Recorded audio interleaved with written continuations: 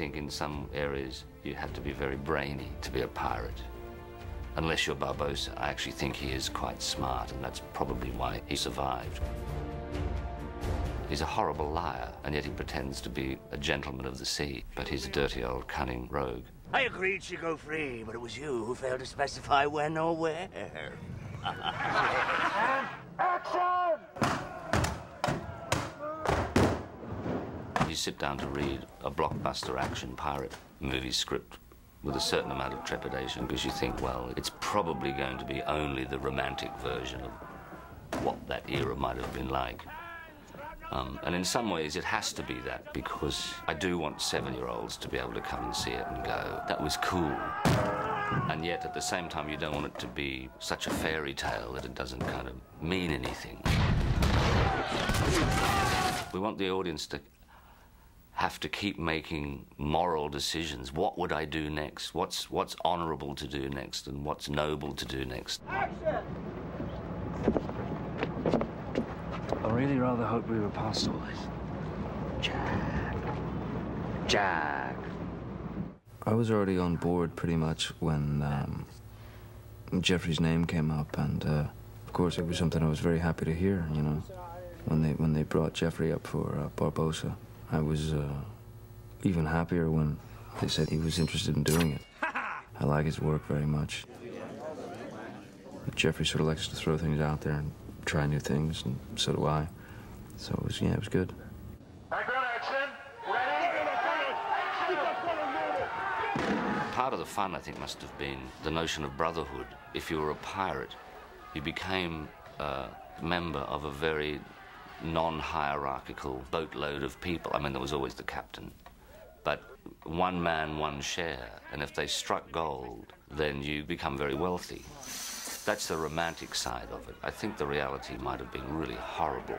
Loneliness, desperation, complete insanity, and everyone a criminal. You know, everyone who was a pirate was probably escaping from some horrible crime that they'd committed from anywhere on the planet. That was the key thing I had to answer to myself. How does he remain being the captain? Because I was pretty much one of the oldest pirates on board. And, okay, well, let's not bother about the blade work. Let's get the rhythm of the jump.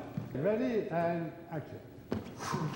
I thought, this guy has got to be a crack swordsman and a very nasty one. And that when he pulls his sword out, even big guys cower away.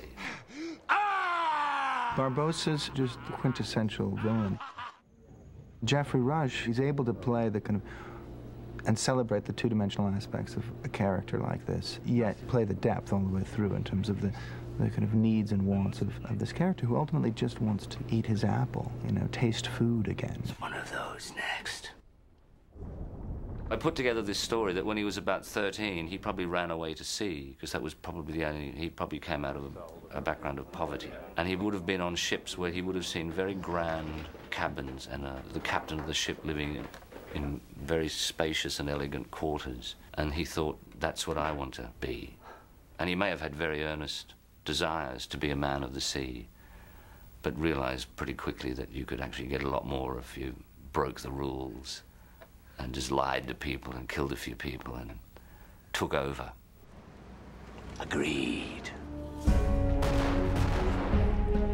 I love props as an actor, you know. I love defining a character by certain physical objects that they might handle. And on this one, I was given two of the best props you could ever be given. One was my ship. 1:30, take one. And the first day I worked on that, I just went on and went, this is my ship. You know, it tells you a lot about the character, where he stands and what he controls. Hands, grapnels at the ready! Prepare to board! The other one was walking into the soundstage where they'd built this entire massive underground cavern that had a lake in it. I mean, I tend to do lower budget films that don't get that spectacular. So to have that world around you and to see it filled with, you know, 40 or 50 barracking, mean pirates was really thrilling.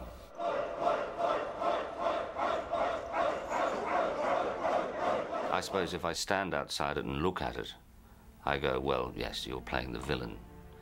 But somehow, from the inside, I was playing the hero, you know, because his dream was that we will lift this curse, I will have a fabulous prize pirate bride, and I will live happily ever after as a very rich rogue.